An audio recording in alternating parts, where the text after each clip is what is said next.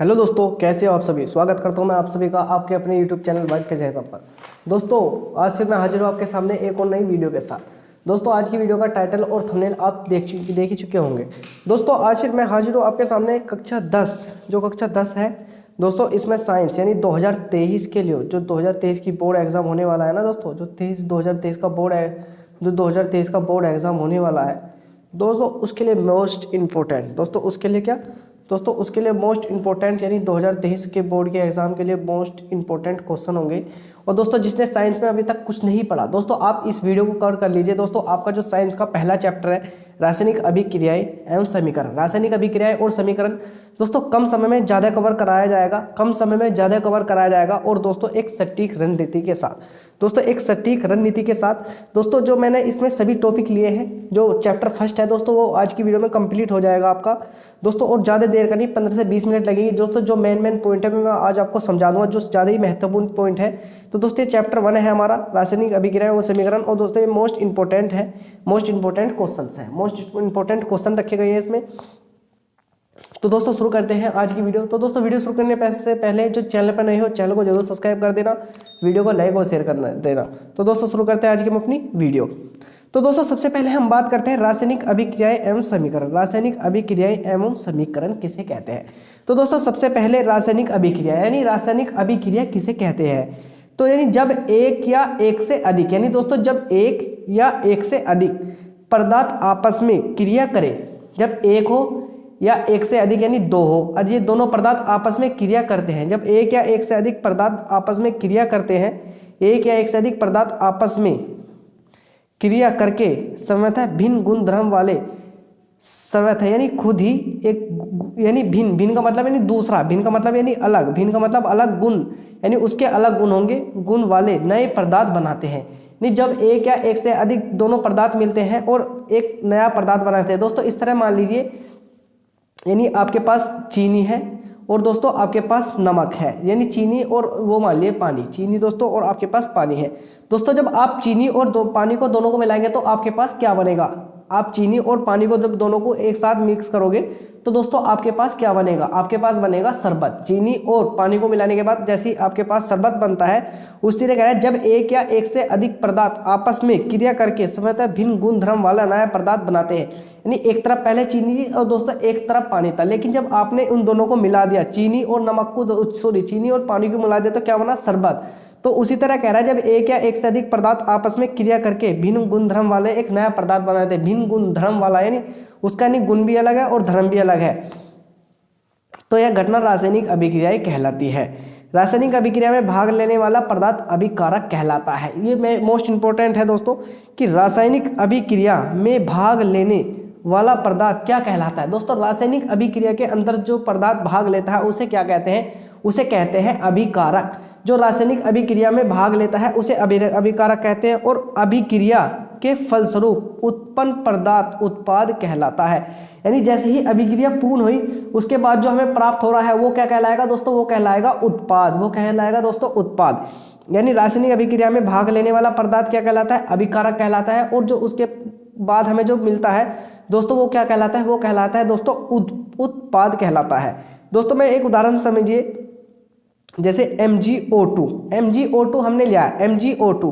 तो दोस्तों MgO2 क्या है? इसने क्या कहता है? यानी रासायनिक अभिक्रिया में भाग लेने वाले पदार्थ अभिकारक कहलाते हैं। यानी Mg+O2 ने एक साथ भाग लिया, Mg+O2 ने एक साथ भाग लिया। ये यहाँ भी कह रहा है जब एक या एक से अधिक पदार्थ आपस में क्रिया करते हैं। तो दोस्तों Mg+O2, एक तो Mg हो गया और एक O2 हो गया, तो दोनों दो पदार्थ हो गए। और दोस्तों इन दोनों के मिलने से जो बना MgO यानी मैग्नीशियम ऑक्साइड, क्या बना? मैग्नीशियम ऑक्साइड बन गया इन दोनों के मिलने से। और इसे क्या बोलते हैं? इसे बोलते हैं दोस्तों उत्पाद। उत्पाद यानी हमने अभिकारक लिया था और हमें क्या प्राप्त हो गया दोस्तों? हमें प्राप्त हो गया उत्पाद। हमें क्या प्राप्त हुआ दोस्तों? उत्पाद। इसी तरह से दोस्तों हम अब चलते हैं अपनी समीकरण पे। ये बस यही चैप्टर का वो है कि रासायनिक अभिक्रिया में भाग लेने वाले जो रासायनिक अभिक्रिया में भाग लेते हैं उन्हें अभिकारक कहते हैं। और जो हमें रासायनिक अभिक्रिया होने के बाद जो प्राप्त होता है उन्हें क्या कहते हैं? उन्हें उत्पाद कहते हैं दोस्तों, उन्हें उत्पाद कहते हैं। जैसे हमने MgO2 लिया, तो दोस्तों MgO2 यानी MgO2 को जब हमने एक साथ क्रिया करी तो इसका क्या बन गया? Mg ऑक्साइड, मैग्नीशियम ऑक्साइड बन गया। अब बात करते हैं दोस्तों वियोजन अभिक्रिया किन्हें कहते हैं? उदाहरण भी दो। यानी दोस्तों हम बात करते हैं वियोजन अभिक्रिया किसे कहते हैं। ऐसी रासायनिक अभिक्रियाएं जिनमें कोई पदार्थ वियोजित होकर दो या दो से अधिक पदार्थ उत्पन्न करता है वियोजन अभिक्रियाएं कहलाती हैं। ऐसी रासायनिक अभिक्रिया जिसमें कोई पदार्थ वियोजित होकर दो या दो से अधिक पदार्थ उत्पन्न करता है वियोजन अभिक्रियाएं कहलाती हैं। ऐसी रासायनिक अभिक्रियाएं जिनमें कोई पदार्थ वियोजित होकर, वियोजित का मतलब यानी दोस्तों उसमें से निकलकर अलग होकर दो या दो से अधिक पदार्थ उत्पन्न करता है वियोजन अभिक्रियाएं कहलाती हैं। आप समझिए दोस्तों कैसे, यानी आपके पास था NH4Cl, NH4Cl यानी NH4Cl है, अमोनियम क्लोराइड आपके पास है। अमोनियम क्लोराइड क्या दोस्तों, आपके पास अमोनियम क्लोराइड है और आपने इसका क्या करा दोस्तों, अब अगर आप इसे गर्म करते हैं, पहले आपने इसे गर्म करा तो दोस्तों गर्म करने के बाद में NH3 और HCl के रूप में टूट गया, यानी अमोनिया और हाइड्रोजन क्लोराइड या हाइड्रोक्लोरिक अम्ल के रूप में ये क्या हो गया दोस्तों, हाइड्रोक्लोरिक अम्ल के रूप में ये टूट गया। ये हाइड्रोक्लोरिक अम्ल के रूप में क्या हुआ दोस्तों, ये टूट गया एक। तो क्या इस यानी वियोजन अभिक्रिया में क्या कहा था, ऐसी रासायनिक अभिक्रिया जिनमें कोई पदार्थ वियोजित होकर, वियोजित का मतलब यानी टूटकर होकर दो या दो से अधिक पदार्थ में उत्पन्न करता है वियोजन अभिक्रिया कहलाता है। यानी यहाँ दोस्तों एक पदार्थ था और यहाँ क्या टूटकर यहाँ क्या हो गया, एक तो अमोनिया हो गया और एक हाइड्रोक्लोरिक अम्ल यानी हाइड्रोजन क्लोराइड हो गया। तो अमोनिया क्लोराइड को जब हमने गर्म करते हैं तो NH3 प्लस HCl बनता है। और दोस्तों अगर इसे हम ठंडा करते हैं तो दोस्तों अमोनियम यानी NH4Cl बन जाता है। अब बात करते हैं अगली अभिक्रिया कौन सी, अगली अभिक्रिया है हमारी रेडॉक्स अभिक्रिया। रेडॉक्स अभिक्रिया किसे कहते हैं, रेडॉक्स अभिक्रिया किसे कहते हैं, उदाहरण देकर स्पष्ट करो।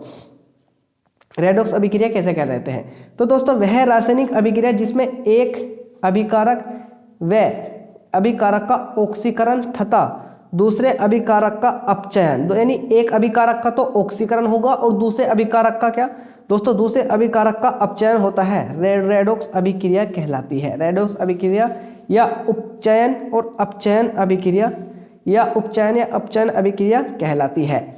यानी एक अभिकारक, दोस्तों मैंने बताया था अभिकारक किसे कहते हैं, अभिकारक उसे कहते हैं जो रासायनिक अभिक्रिया में भाग लेते हैं और जो उत्पन्न होते हैं उन्हें उत्पाद कहते हैं। तो दोस्तों रासायनिक अभिक्रिया जिसमें एक अभिकारक का ऑक्सीकरण, यानी एक अभिकारक का तो ऑक्सीकरण होगा और दूसरे अभिकारक का अपचयन होगा।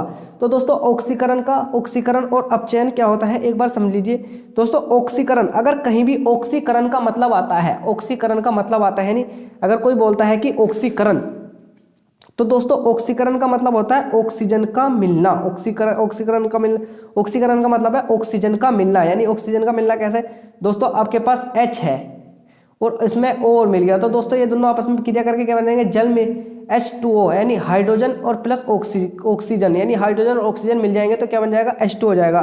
तो उसी तरह से यानी ऑक्सीकरण है, ऑक्सीकरण कैसे, ऑक्सीकरण क्या यानी ऑक्सीजन का मिलना, यानी जैसे ही किसी चीज में ऑक्सीजन मिलेगा तो दोस्तों उसे ऑक्सीकरण कहते हैं। लेकिन अगर अपचयन किसे कहते हैं, ऑक्सीकरण का ऑक्सीजन का निकलना। ऑक्सीजन का निकलना कैसे दोस्तों, आपके पास है H2O, तो दोस्तों इसे हम तोड़ते हैं तो H में टूटेगा और दोस्तों काय में टूटेगा, 2H में प्लस काय में O में, 2H प्लस O में टूटेगा यानी ऑक्सीजन में टूट जाएगा। तो दोस्तों इसमें से क्या हुआ, इसमें से जो क्या हुआ, ऑक्सीजन बाहर निकल गया और दोस्तों इसमें क्या हुआ था दोस्तों, इसमें ऑक्सीजन क्या हो गया था, इसमें ऑक्सीजन जुड़ गया था। क्या हुआ था दोस्तों, इसमें ऑक्सीजन जुड़ गया था। तो दोस्तों यही है रेडॉक्स अभिक्रिया, वही है जिसमें एक अभिकारक का तो ऑक्सीकरण होता है और दूसरे अभिकारक का अपचयन होता है। तो देखो जैसे समझो, यानी CuO यानी कॉपर ऑक्साइड है और हमने इसकी क्रिया यानी जल से करा दी, H2 से इसकी क्रिया करा दी। तो कॉपर ऑक्साइड की क्रिया जैसी हम जल से कराते हैं तो कॉपर प्लस H2O यानी कॉपर ऑक्साइड की क्रिया जैसी हम जल से कराते हैं। तो दोस्तों इसमें कहा था कि एक अभिकारक का ऑक्सीकरण, ऑक्सीकरण का मतलब आप पता ही है, ऑक्सीकरण का मतलब है जुड़ना, यानी एक ऑक्सीकरण यानी जुड़ गया होगा। तो ऑक्सीकरण का जुड़ना, एक अभिकारक का यानी एक में ऑक्सीकरण होगा। तो आप इसमें बताइए यानी इसमें यहाँ क्या हो रहा, तो दोस्तों हमारे पास CuO यानी कॉपर ऑक्साइड था। तो कॉपर ऑक्साइड में से अगर हमारे पास कॉपर बचा तो इसमें अगर इसमें से एक यानी ऑक्सीजन निकल गया तो इसमें क्या हुआ, तो दोस्तों इस वाली अभी यहाँ क्या हुआ, यहाँ हुआ अपचयन। लेकिन हमारे पास दूसरे में हाइड्रोजन था और हाइड्रोजन में हमें ऑक्सीजन मिल गया यानी अब उसका अपचयन हो गया। तो इसमें क्या हुआ, यानी इसका अपचयन हुआ तो इसका में क्या बन गया, H2O यानी इसमें जल बन गया और इसमें कॉपर ऑक्साइड में से खाली कॉपर बच गया। तो बस समझना कि रेडॉक्स अभिक्रिया कहलाती है। रेडॉक्स अभिक्रिया वे अभिक्रिया कहलाती है जिसमें अभिकारक का ऑक्सीकरण तथा एक अभिकारक का ऑक्सीकरण होगा। एक अभिकारक का कैसे ऑक्सीकरण कैसे हुआ दोस्तों, ऑक्सीजन यानी हमारे पास H था तो उसमें ऑक्सीजन मिल गया तो क्या बन गया, जल बन गया पूरा। और दूसरे अभिकारक का अपचयन, अपचयन यानी हमारे पास कॉपर ऑक्साइड था तो कॉपर ऑक्साइड में से दोस्तों ऑक्सीजन निकल गया तो हमारे पास क्या बना, खाली हमारे पास क्या बचा दोस्तों, हमारे पास बचा कॉपर, हमारे पास कॉपर बचा। दोस्तों अगर आपको वीडियो अच्छी लग रही हो तो वीडियो को लाइक और शेयर भी कर दीजिए। और दोस्तों आप इसका स्क्रीनशॉट भी ले सकते हैं मेरे साथ, आप इसको यानी अपनी कॉपी में नोट भी कर सकते हैं। और दोस्तों अगर आप नोट या नहीं स्क्रीनशॉट ले रहे हैं तो दोस्तों इसका PDF white page exam Telegram channel पर मिल जाएगा, आप PDF वहाँ से भी जाकर डाउनलोड कर सकते हैं।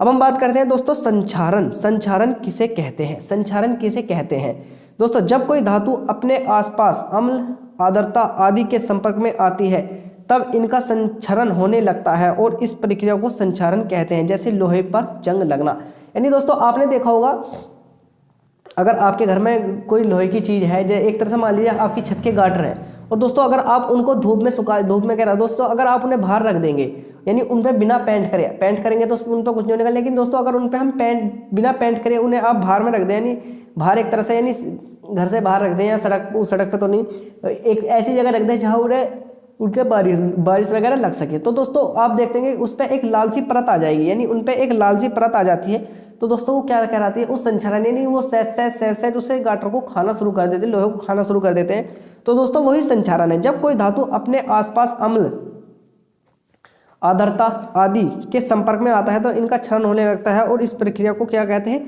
संक्षारण कहते हैं। इस प्रक्रिया को क्या कहते हैं दोस्तों, इस प्रक्रिया को संक्षारण कहते हैं। अब चलते हैं दोस्तों अगले पेज पर। दोस्तों आगे है कि ऊष्माक्षेपी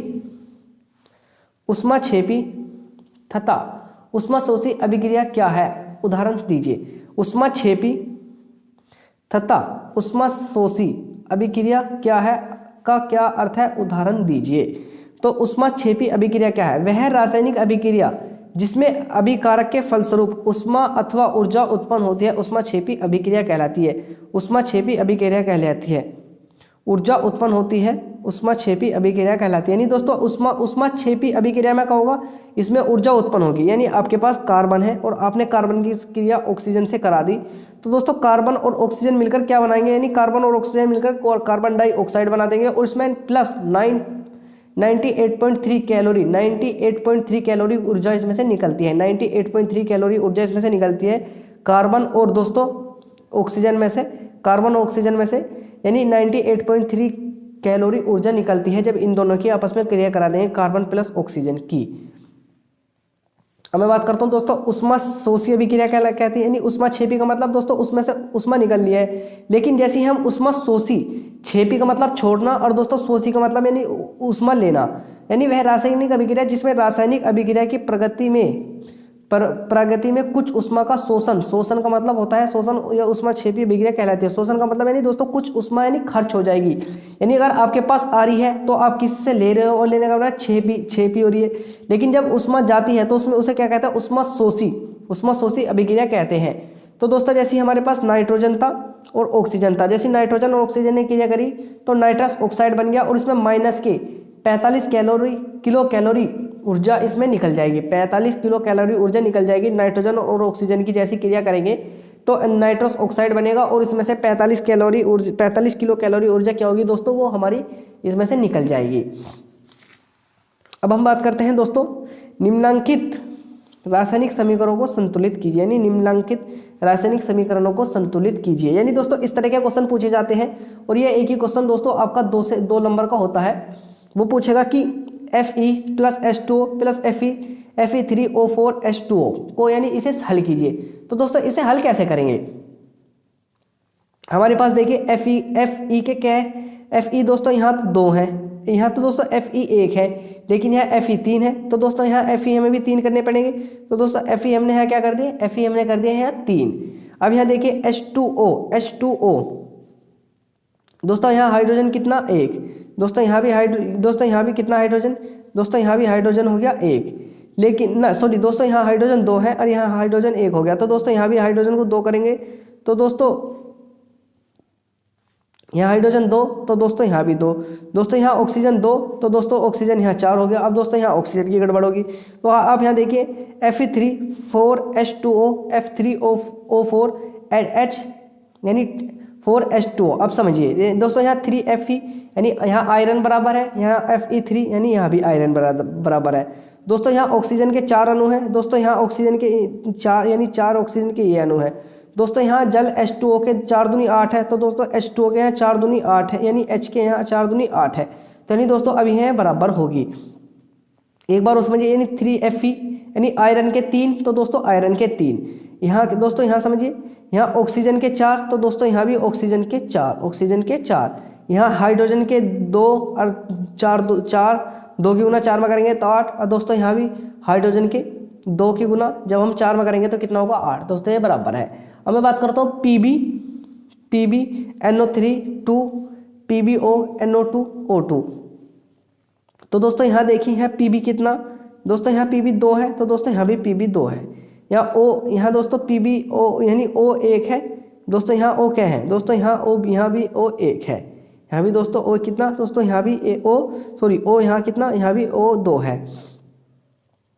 दोस्तों यहाँ देखिए NO2, दोस्तों NO2 कितना, यहाँ NO2 2 है, तीन दोस्तों NO यानी 3 दूनी 6, 3 दूनी 6 और 3 दूनी 6, तो दोस्तों यहाँ भी NO कितना 4 दूनी 8 यानी दोस्तों 2 दूनी 4।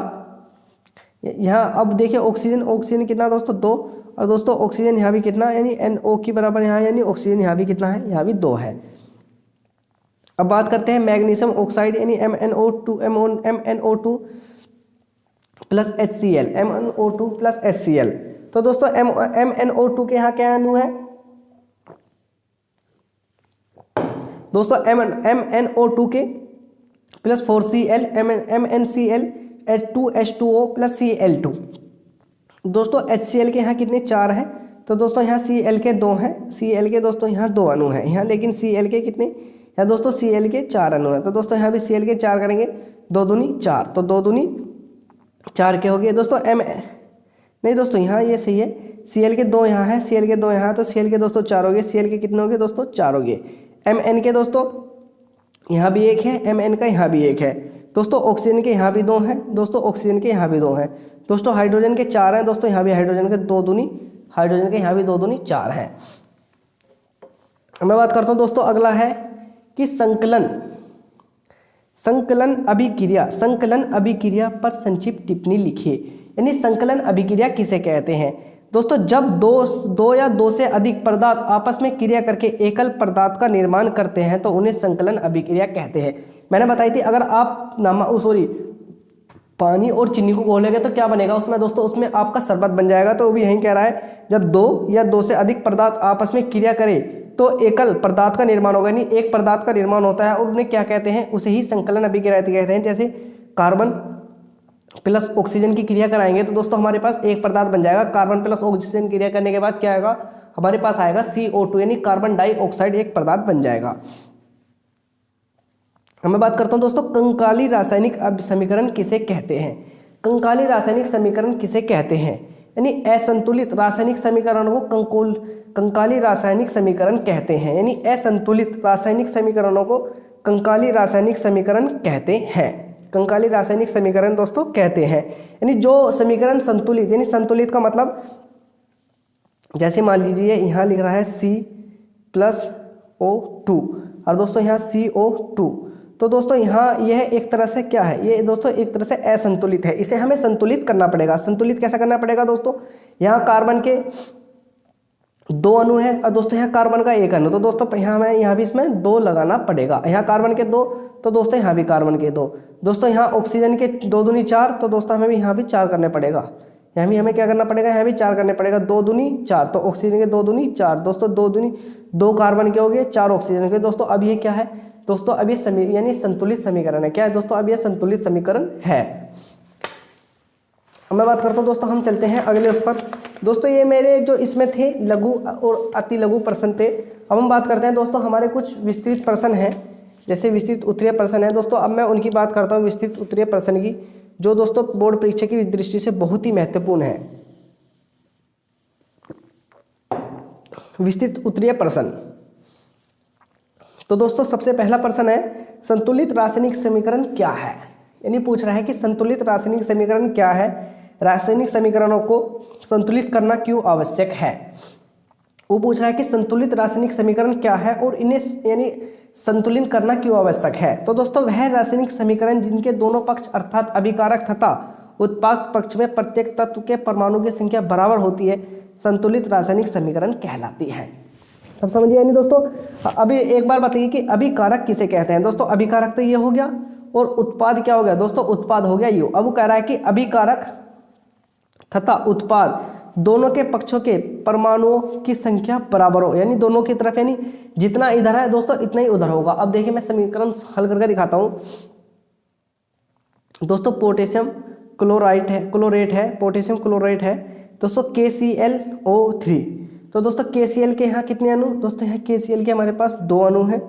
KCl के दोस्तों कितने अणु दोस्तों, KCl के 2 अणु, और हमारे यहाँ पास KCl के यहाँ भी कितने ले लें दोस्तों, KCl के 2, KCl के 2 अणु हो गए दोस्तों। ऑक्सीजन के 3 दूनी 6 दोस्तों, ऑक्सीजन के 3 हमारे पास ये हैं और ये दोनों 3 दूनी 6, 3 दूनी 6 दोस्तों। अब ये हल होगी क्योंकि 2 यानी KCl दोस्तों, KCl के 2 यहाँ दोस्तों इनकी आपस में गुना होती है। अगर कोई ऐसे 2 लिख रहा और ऐसे 3 लिख रहा तो इनकी आपस में क्या होगी दोस्तों, इनकी आपस में गुना हो जाएगी 3 दूनी 6, और दोस्तों इनकी यहाँ आपस में गुना हो जाएगी 3 दूनी यानी 3 की और इस 2 की गुना हो जाएगी तो 3 दूनी कितना हो जाएगा, ये भी 6 हो जाएगा। तो दोस्तों इसमें जितने यहाँ परमाणु की संख्या इतनी ही इसमें यहाँ परमाणु संख्या है। तो दोस्तों रासायनिक यानी संतुलित समीकरण क्या है ये आप समझ लिया होगा कि वह रासायनिक समीकरण जिसके उत्पाद यानी अभिकारक और उत्पाद में परमाणु की संख्या बराबर होती है वह रासायनिक संतुलित समीकरण कहलाती है। अब हम बात करते हैं कि रासायनिक समीकरण को संतुलित करना क्यों आवश्यक है। दोस्तों द्रव्यमान संरक्षण के नियम अनुसार, द्रव्यमान संरक्षण का नियम आपने सभी जानते होंगे, उसके अनुसार प्रत्येक रासायनिक परिवर्तन में ना तो कोई नया परमाणु उत्पन्न होता है और ना ही नष्ट होता है, यानी ना तो कोई नया परमाणु उत्पन्न होगा और ना ही नष्ट होता है। अतः रासायनिक अभिक्रियाओं में द्रव्यमान संरक्षण के नियम को संतुष्ट करने के लिए रासायनिक समीकरणों को संतुलित किया जाता है। अन्य शब्दों में अभिकारक में विभिन्न तत्वों के परमाणुओं की संख्या उत्पाद में उसी प्रकार के तत्वों के परमाणु की संख्या के बराबर होना आवश्यक है। दोस्तों सिर्फ सीधा सा हिसाब ये है, यानी अगर हम कोई पदार्थ बना रहे हैं तो दोस्तों दोनों तरफ पदार्थ यानी अगर हमने 1 किलो चीनी ली और 1 किलो पानी लिया तो दोस्तों 1 किलो कितना हो गया, 2 किलो हो गया। तो दोस्तों हमारा 2 किलो ही शरबत बन जाना चाहिए, यानी दोनों तरफ बराबर होने चाहिए। जितने हम चीनी और पानी ले रहे हैं इतने हमारा क्या बन जाना चाहिए दोस्तों, दोनों को मिलाकर इतना ही हमारा क्या बन जाना चाहिए, शरबत बन जाना चाहिए। जितना इन दोनों का वजन इधर बैठ रहा है उतना ही दोनों का वजन इधर की साइड भी बैठना चाहिए। अब बात करते हैं रासायनिक अभिक्रियाओं के प्रकार लिखे, रासायनिक अभिक्रिया कौन कौन सी होती है। दोस्तों एक होती है संयोजन अभिक्रिया, वह रासायनिक अभिक्रिया जिसमें 2 या 2 से अधिक प्रकार के पदार्थ के अणु परस्पर जुड़कर केवल एक ही प्रकार का पदार्थ बनाते हैं, संयोजन अभिक्रिया कहलाती है। जैसे दोस्तों कोपर यानी एथिलीन प्लस हाइड्रोजन मिलेंगे और दोनों को यानी तप्त निकिल चूर्ण पर पकाए अगर गर्म करेंगे तो दोस्तों यानी एथेन बन जाएगा। क्या एथेन यानी वही है दोस्तों, अगर हमने चीनी और पानी लिया तो हमारे पास शरबत बनेगा। उसी तरह कह रहा है कि वह रासायनिक अभिक्रिया जिसमें 2 या 2 से अधिक पदार्थ के यानी प्रकार के पदार्थ के अणु परस्पर जुड़कर यानी केवल एक ही प्रकार के पदार्थ के अणु बनते आते हैं, संयोजन अभिक्रिया कहलाती है। एथिलीन और हाइड्रोजन को हमने मिलाया तो दोस्तों क्या बनेगा, एथेन बन जाएगा। क्या बनेगा दोस्तों, एथेन बन जाएगा। अब मैं बात करता हूँ दोस्तों क्या होता है जब। दोस्तों आपने ये क्वेश्चन बहुत देखोगे कि क्या होता है जब, एक तरह से अजीब से क्वेश्चन दे दिए जाते हैं जिसमें बच्चों को डरा दिया जाता है, लेकिन दोस्तों डरने की जरूरत नहीं है। यानी क्या होता है जब एक टुकड़ा जिंक धातु का कॉपर सल्फेट विलयन में डाला जाता है। यानी क्या होता है जब एक टुकड़ा जिंक धातु कॉपर सल्फेट का विलयन में डाला जाता है। तो दोस्तों कॉपर की अपेक्षा जिंक अधिक क्रियाशील होता है। यानी किसका टुकड़ा कह रहा है दोस्तों, कॉपर सल्फेट का। तो कॉपर की अपेक्षा जिंक अधिक क्रियाशील होता है और अतः यह कॉपर सल्फेट के विलयन से कॉपर को विस्थापित कर देता है। विस्थापित का मतलब है दोस्तों दूर भगा देता है। नहीं समझिए, यानी जिंक सल्फेट में प्लस कॉपर सल्फेट डाला जाता है। यानी क्या कह रहा है, जब एक धातु का टुकड़ा कॉपर सल्फेट के विलयन में डाला जाए, यानी जिंक और कॉपर सल्फेट की आपस में क्या करा है, क्रिया करा दी, तो दोस्तों उसमें क्या होगा, उसमें जिंक सल्फेट हो जाएगा और कॉपर क्या हो जाएगा, बाहर हो जाएगा। यानी जिंक और सल्फेट आपस में क्रिया कर लेंगे और जो ये हमारा बेचारा कॉपर है दोस्तों, इसे कॉपर को लात मारकर क्या करेंगे दोस्तों, लात मारकर इसे बाहर निकाल देंगे।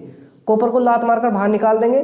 तो दोस्तों यही कह रहा है कि जब जिंक और कॉपर सल्फेट की आपस में हम क्रिया कराते हैं तो क्या होता है जब, तो दोस्तों जब जिंक और कॉपर सल्फेट की आपस में क्रिया कराएंगे तो जिंक सल्फेट बन जाएगा और दोस्तों हमारा कॉपर क्या होगा, कॉपर हमारा बाहर हो जाएगा। और दोस्तों इसमें एक और है कि वो इसमें एक सब और है कि क्या होता है जब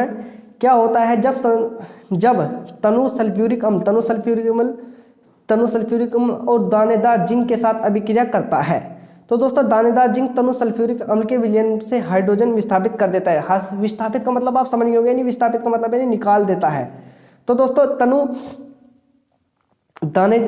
सल्फ्यूरिक अम्ल यानी जिंक H2SO4 आप जानते हैं कि सल्फ्यूरिक अम्ल का सूत्र होता है H2SO4 और उसमें जिंक यानी जिंक और H2SO4 की जब हम आपस में क्रिया कराएंगे तो ZnSO4 बन जाएगा और दोस्तों क्या होगा उसमें, यानी हाइड्रोजन को क्या करेगा, लात मारकर बाहर निकाल देगा। तो दोस्तों ये थी, यानी मैंने इसमें जो आपके बोर्ड परीक्षा में जो क्वेश्चन पूछे जाते हैं, जो हर बार क्वेश्चन पूछे जा रहे हैं, जो लगभग 2007, 8, 11, 13, 17 और दोस्तों 19 और दोस्तों यानी 22 दोस्तों ये मैंने वे क्वेश्चन उठाए हैं जो 2007, 8, 11, 13, 17, 19 और 22 यानी इन बोर्ड वाली परीक्षा में पूछे जाते हैं। और दोस्तों अब की बार भी यानी 2023 में भी यही क्वेश्चन पूछे जाएंगे। इनकी उम्मीद यानी 99% है कि आपसे यही क्वेश्चन पूछे जाएंगे। दोस्तों ये बहुत ही मोस्ट इंपॉर्टेंट क्वेश्चन है और बहुत ही सिलेक्टेड क्वेश्चन है। दोस्तों आई होप कि मैंने जो आपको ये बताया आपको ये समझ में आया होगा। तो दोस्तों अगर आपको वीडियो अच्छी लग रही है तो चैनल को जरूर सब्सक्राइब कर देना, वीडियो को लाइक और शेयर कर देना। दोस्तों इस तरह की वीडियो में यानी हम कक्षा 10 की और 12 की दोनों की हमारे में सीरीज चली हुई है, यानी इसी तरह से कक्षा 10 के सभी विषय की तैयारी कराई जा रही है और इसी तरह कक्षा 12 के सभी विषय की तैयारी कराई जा रही है। तो दोस्तों अगर आपको वीडियो अच्छी लग रही हो तो चैनल को जरूर सब्सक्राइब करना, वीडियो को लाइक और शेयर करना। और दोस्तों इसका PDF जो मिलेगा white page exam Telegram channel पर मिल जाएगा, आप जाकर सर्च कर लीजिए और वहाँ से PDF डाउनलोड कर लीजिए। तो दोस्तों मिलते हैं अगली वीडियो में, तब तक के लिए थैंक्स फॉर वॉचिंग।